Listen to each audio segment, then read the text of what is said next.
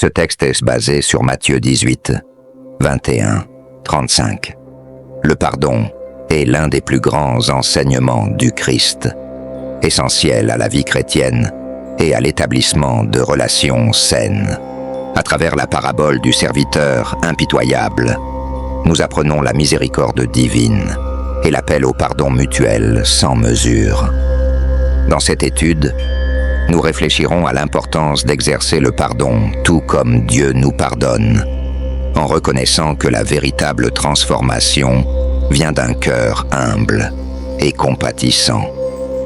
Vous souhaitez approfondir encore plus votre foi et avancer vers une restauration spirituelle.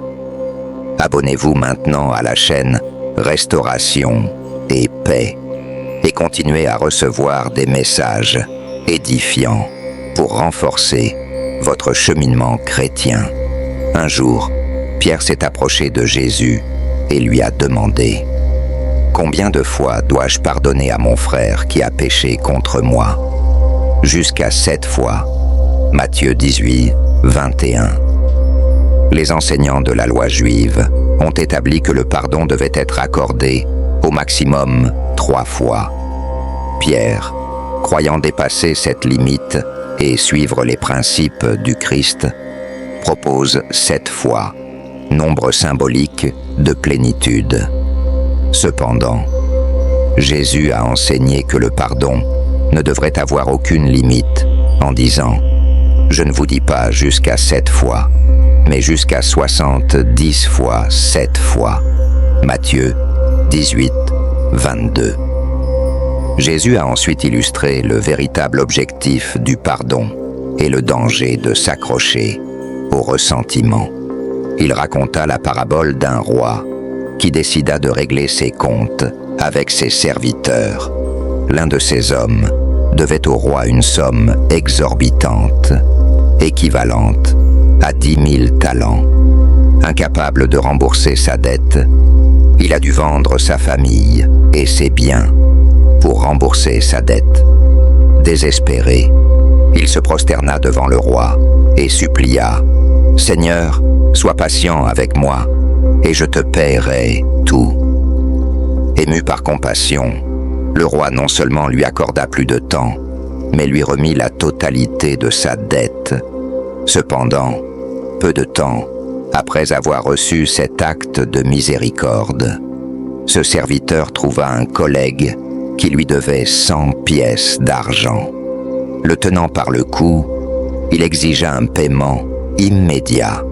Le débiteur, dans une supplication similaire, a plaidé « Soyez patient avec moi, et je paierai tout. » Mais le créancier a refusé d'écouter et a ordonné que l'homme soit emprisonné jusqu'à ce qu'il ait remboursé sa dette. D'autres serviteurs, indignés par cette attitude, rapportèrent tout au roi. Il appela alors le serviteur ingrat et lui dit « Espèce de méchant serviteur, j'ai remis toute ta dette parce que tu m'as supplié. Ne devrais-tu pas avoir pitié de ton compagnon, comme j'en ai eu envers toi ?» Furieux, le roi livra l'homme au tortionnaire jusqu'à ce qu'il paye intégralement sa dette. Matthieu 18, 26, 34. La leçon de la parabole est claire. Le roi représente Dieu et son pardon symbolise la rémission complète des péchés. Le Christ, par compassion, est venu dans le monde et a offert la rédemption, payant par son sang le prix de la transgression humaine. Auprès de l'Éternel est la miséricorde, et auprès de lui est une rédemption abondante. Psaume 130, 7. Par conséquent, tout en recevant le pardon divin, nous devons également le démontrer à nos semblables. Si Dieu nous a ainsi aimés, nous devons aussi nous aimer les uns les autres. 1 Jean 4, 11. Le premier serviteur eut l'occasion de faire preuve de la même générosité que le roi, mais il ne parvint pas à agir durement à l'égard de son compagnon de service. Il a bénéficié de l'annulation d'une dette incalculable. alors que son collègue lui devait une somme insignifiante en comparaison. Cependant, il a choisi de ne pas exercer la même miséricorde, se montrant insensible et impitoyable. Beaucoup font aujourd'hui preuve du même esprit. Ils comptent sur leurs propres œuvres pour obtenir la faveur divine et ne reconnaissent pas leur dépendance totale à l'égard de la grâce de Dieu. Au lieu d'humilité, ils font preuve de sévérité envers les autres, nourrissant du ressentiment pour les petites fautes des autres, alors que leurs propres transgressions devant Dieu sont incommensurables. Le serviteur ingrat fut de nouveau convoqué devant le roi, qui le réprimanda sévèrement et ordonna son châtiment. Et Jésus conclut la parabole en déclarant « Ainsi vous fera mon Père céleste, si vous ne pardonnez pas de tout votre cœur, chacun à son frère ses offenses. » Matthieu 18, 35. Celui qui refuse de pardonner rejette la seule source de miséricorde qui pourrait le racheter. La leçon de la parabole ne doit pas être mal interprétée. Le pardon divin n'annule pas le besoin de justice et ne signifie pas non plus que toutes les obligations sont supprimées. Dans le Notre Père, le Christ a enseigné « Pardonnez-nous nos dettes comme nous remettons à nos débiteurs. » Matthieu 6, 12. Cela ne signifie pas que nous devons ignorer nos droits légitimes, mais plutôt que nous devons agir avec compassion et équité.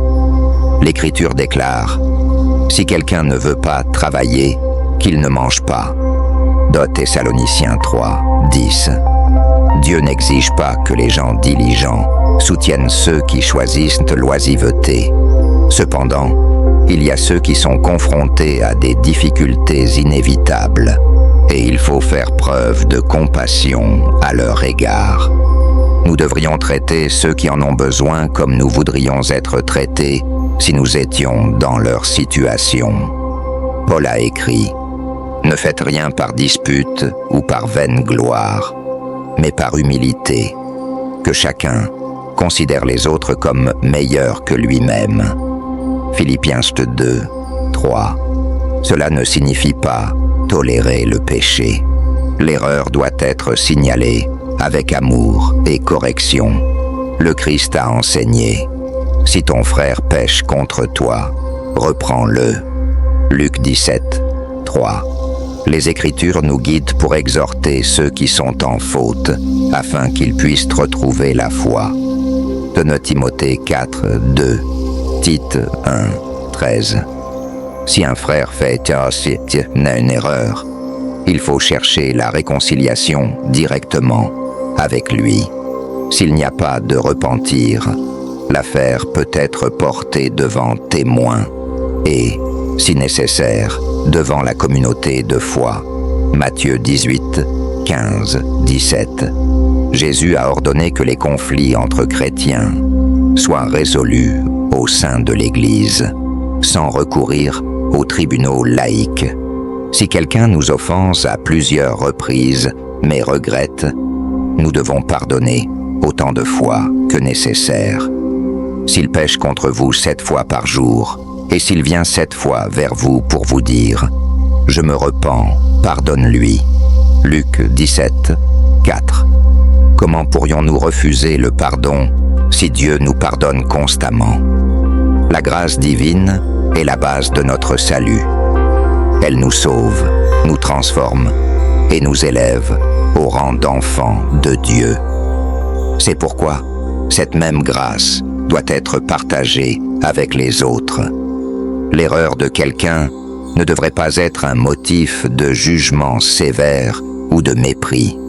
Au lieu de faire preuve d'indifférence ou de méfiance, nous devrions faire preuve d'empathie et dire « Prions ».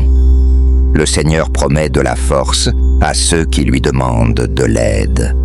La prière nous rapproche les uns des autres et de Dieu. Lorsque nous fixons nos yeux sur Christ, notre caractère se transforme à son image.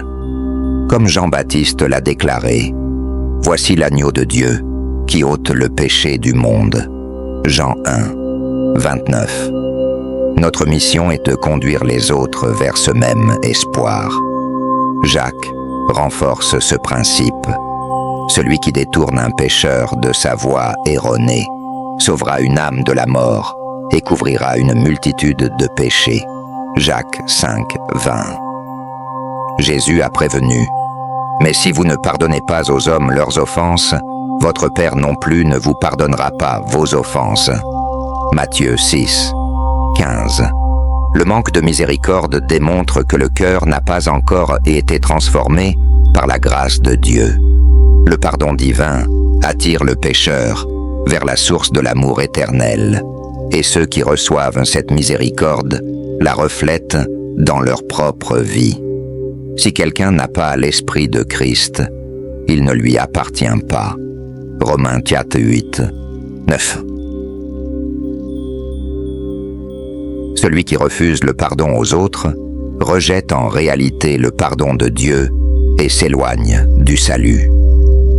Le véritable pardon transforme le cœur, nous rapprochant de Dieu et des autres. Lorsque nous regardons vers Christ, notre nature est façonnée à son image. Ainsi, nous devrions exalter Jésus en nous rappelant qu'en aidant un pécheur à se repentir, nous sauvons une âme et couvrons de nombreux péchés. Jacques 5, 20.